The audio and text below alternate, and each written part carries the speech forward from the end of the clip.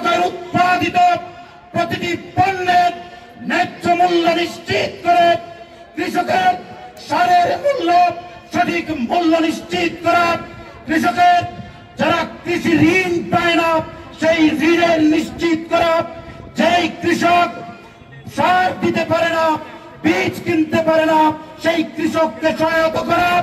আপনারা জানেন এই কৃষির উৎপাদিত পণ্যের স্টোরেজ সিস্টেমের সমস্যা রয়েছে। সেই স্টোরেজ সিস্টেমের সমস্যার সমাধান করতে শহীদ প্রেসিডেন্ট জিয়াউর রহমানের সুযোগ্য উত্তরসূরি জনাব তারেক রহমান 27 দফার রূপরেখা দিয়েছেন। কেজি আলুতে আপনারা 6 থেকে 8 টাকা ভর্তুকি দিতে হচ্ছে, লস হচ্ছে। আজকে জনাব তারেক রহমান বলেছেন আপনাদের এই টাকা ভর্তুকি দিতে হবে না, সরকার আপনাদের কাছ থেকে আলু কিনে নিবে। সুতরাং একটি কার্ডের মাধ্যমে, ফার্মার্স কার্ড, সেই কার্ডের মাধ্যমে কি হবে, আপনাকে সার দেওয়া হবে, আপনাকে বীজ দেওয়া হবে, আপনাকে লোন দেওয়া হবে এবং আপনাদের উৎপাদিত পণ্য সরকার কিনে নিবে, আপনাদের কোনো লস হবে না। আরো শুনলাম আমাদের টাকার সমস্যা কিংবা আমাদের পণ্যের ন্যায্য মূল্য পাচ্ছি না। আপনারা শুনে খুশি হবেন, আমাদের এই কচু উপজেলার প্রধান ফসল হয়েছে ধান, ভুট্টা, আলু, আরো অন্যান্য শাকসবজি হয়।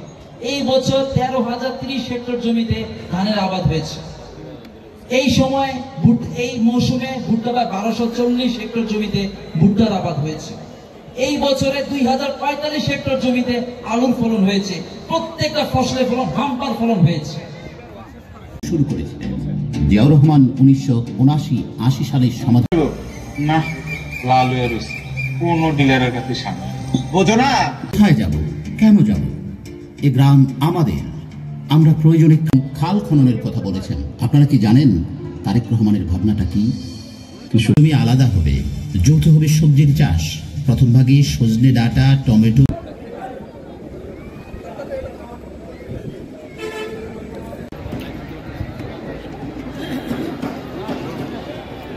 আরে বেটা